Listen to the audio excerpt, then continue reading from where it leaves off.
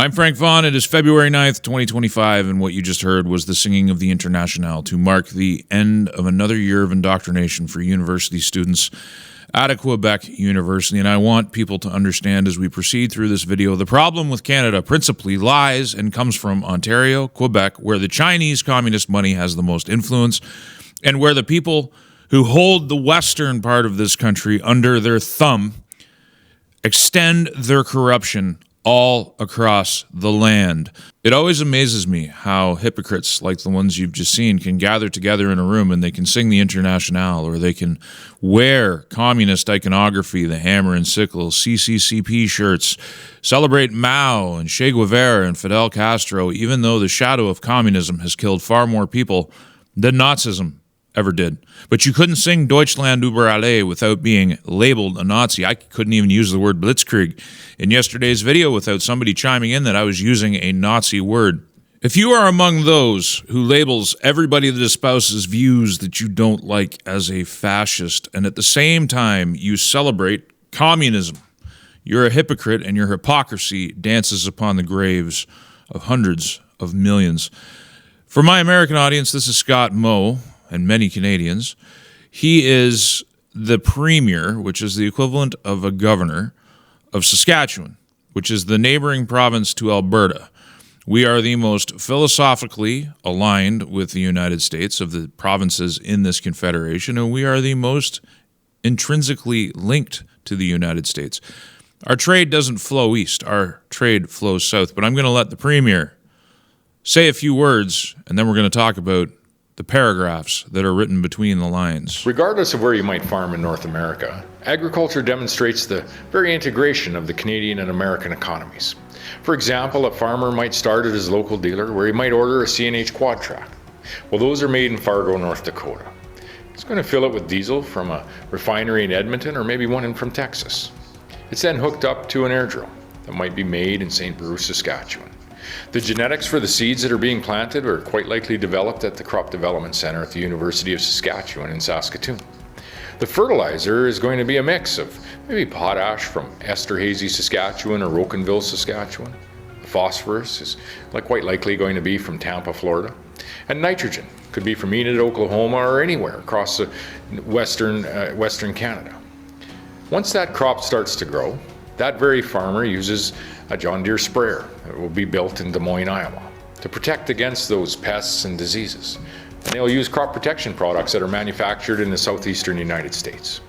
That very farmer, as he starts his harvest, is going to buy a windrower from his local dealer, but it's manufactured in Winnipeg, Manitoba. And again, a John Deere combine, again manufactured in East Moline, Illinois. Fuel will come from a refinery in Regina or from Lima, Ohio. That farmer then hauls the crop with a truck that will be built in Denton, Texas, pulling grain trailers that are built in Anaheim, Saskatchewan. And it's off on the road to a processor that might be located in Cedar Rapids, Iowa. You see, our agricultural sector is integrated across our continent. It's linked, and it creates jobs on both sides of the border. And in doing so, we create food security, not only for North Americans, but we export that very food security around the world. So let's focus on what we do well. We provide continental food, energy, and manufacturing security for the residents that live in North America. Not once does the premier use the word Canada, and the eastern part of this country is not shown anywhere in his video. And why is that? Because Alberta and Saskatchewan are treated far better by their southern American neighbors than we are treated by Ottawa, by Ontario, and by Quebec, that literally rob us. They take the money that's produced here, money that is produced via trade with the United States. They take our money, they give nothing back, and with arrogance and a not insignificant amount of hubris, Ottawa in the east rules the West with an iron fist. and holds us down. And they have since the beginning of this country. So I find it very instructive that the flag that is immediately behind Scott Moe is the American flag. He knows where our bread is buttered, and he knows who is taking advantage of us and who is holding us down. So as things proceed, I just want my American friends to keep in mind that philosophically, Western Canada is far closer of a fit. I was speaking to friends back east, and they tell me that everywhere they go in Ontario, rural Ontario, outside of Toronto, everybody's talking about how much they hate Trump.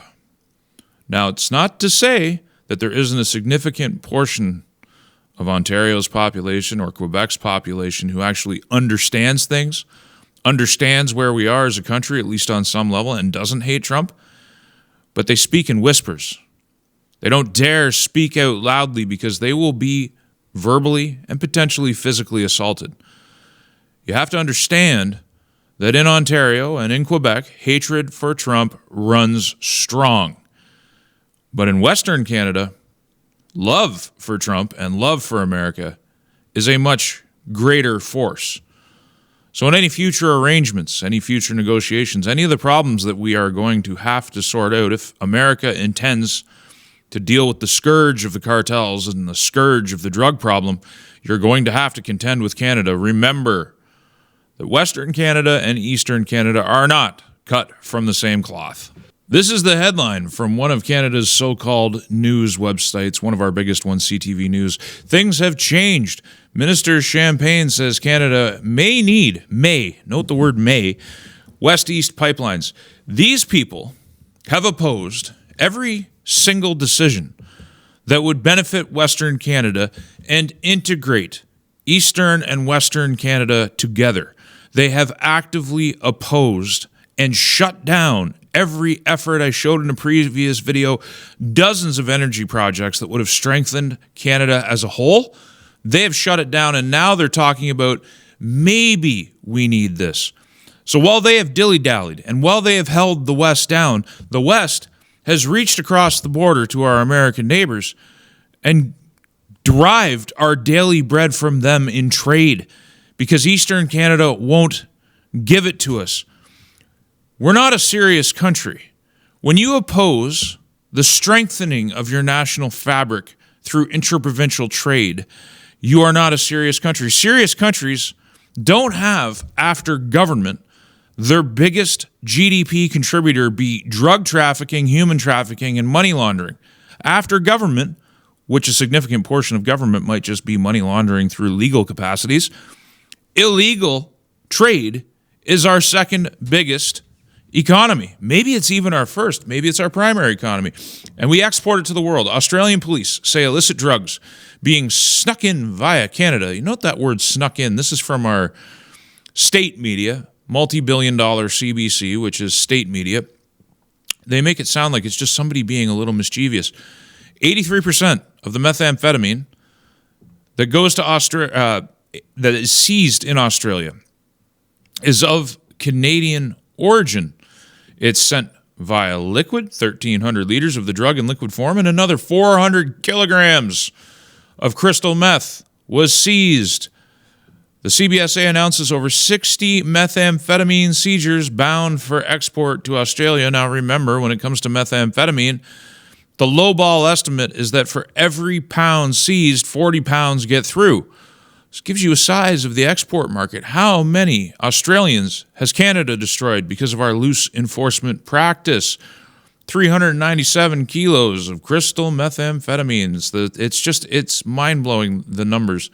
The CBSA makes significant liquid methamphetamine seizure bound, 1,278 liters of liquid methamphetamine in British Columbia bound for export to Australia. Seizure represents approximately 4 million individual doses with an estimated street value of $2 million. Illegal drugs. Canada's growing international market because this is from 2009. I dug this up from. You need to understand that Canada's history as a narcotics capital of the world and to the world goes back a long way. All of my video work has been pointing to this very conclusion. Long known about problem for the world that Canada has refused to deal with. Exclusive, this from Sam Cooper again. Brilliant book. I haven't read it yet. I did buy it, but I haven't read it yet. How the RCMP, CBSA, and Trudeau government lost U.S. trust in the fentanyl fight. It goes on to detail how American law enforcement no longer trusts Canadian law enforcement with what they know with their intelligence. Further to the deal that was struck with Trudeau and between Trudeau and Trump to put basically American overseers on this side of the border to police our police, because they know the corruption is rampant. They know it exists at a state level. And Canada is not just on a short leash. It's like we're stood upon a gangplank. I think our days are numbered because we're such a corrupt nation. And as I highlighted, there's many millions of people in this country who don't want to wake up to the absolutely huge scale of corruption. So while the university-educated lemmings and their fellow uneducated lemmings are gathered together in arenas to watch hockey games, booing paralyzed black women while they sing the national anthem and feel like they're doing something, the Americans are getting busy on far more real things. Designating cartels as terrorists will have huge consequences, say analysts. Not just consequences for Mexico, consequences for Canada. We are very much integral to cartel trade on this continent, as I have been exposing and a few others have been exposing. The reality is the Americans are already flying surveillance flights over Mexico. They have an aircraft carrier parked off Mexico's coast. And why? Because they are tracking the cartels. I would argue they are developing a list of targets, and they will use kinetic force to wipe them out. The cartels will die. Their assets will be seized, and the scourge of drugs on this continent will dry up. In a different way, to a different degree, that change is coming to Canada, whether Mark Carney and the Liberal Party want to maintain the status quo of Canada as a narco state or not. The Americans are not messing around. They're going to do this, and there's no stopping it. Another thing that we should be celebrating, but we're not, is the American administration's dedication to stopping the war in Ukraine. Here's CBC again, the state broadcaster. Ground drones are the next wave of offense in Ukraine's battle with Russia. There's no offense going on behalf of Ukraine. They are losing territory every single day. Military aiming to scale up use of unmanned ground vehicles on the battlefield. Ukraine war becomes testing ground of drones that can evade jamming. Ukrainians in Kherson survived Russia's occupation. Now they're being hunted by drones. So while they're advertising that the Ukrainians are going to be hunting Russians with drones, they're also aghast that the Russians might be using drones back on the Ukrainians. None of this stops the war. This is a celebration of the killing fields that have become Ukraine. This is what they're running with on Sunday. Literally has nothing to do with all the problems that Canada is facing. You should be hearing more about the U.S. position re-Canada, drugs, money laundering, the border. You should be hearing more about the fact that Trudeau has made a bunch of commitments he can't possibly keep. You should be hearing more about reality. CBC is not in the business of telling you reality. You should be hearing that Trump says he has spoken to Putin about Ukraine. Nowhere that I seen anyway in that quick clip was it mentioned. It wasn't front page news. Trump claims he has spoken to Putin about Ukraine. They're deeply committed to ending the war. Communication between the United States and Russia is essential to the world's survival. I don't even know why I have to talk about this. Going to war with Russia kills us all. Not accepting their right to exist and that they have a sphere of influence leads to nuclear Armageddon for everybody. Why does the CBC never tell you that side of the story? Why are there no peace advocates? Not just in our media, but also in our parliament, whether it's the Liberals or the NDP or the Conservative Party of Canada. Their support has only ever been for unlimited war and shipping more and more money and arms over to Ukraine denuding our military and denuding our treasury so that the Ukrainians, publicly acknowledged, can just launder money back into their own pockets. It's disgusting. Russia's foreign spy agency claims that NATO wants to depose Zelensky through new elections. While our media is flying cover, this is the reality. Zelensky can't win an election. That's why he canceled the elections. The war is deeply unpopular in Ukraine. They're sick and tired of the killing. I do recall a time, it doesn't seem that long ago, that the left opposed war, that the left opposed corporatocracy, that the left opposed oligarchs. Now they embrace them. Look at the push for Mark Carney, and look at how it is working when it comes to the electorate, especially in the middle of Canada. Look at this. If a federal election were held today, which party would you vote for? The swing back to the Liberals is being charted, and some of it is mythical, but there is an actual measurable swing back towards the Liberal Party under a committed oligarch whose name is on our money, who has run central banks and is literally the kingpin globalist.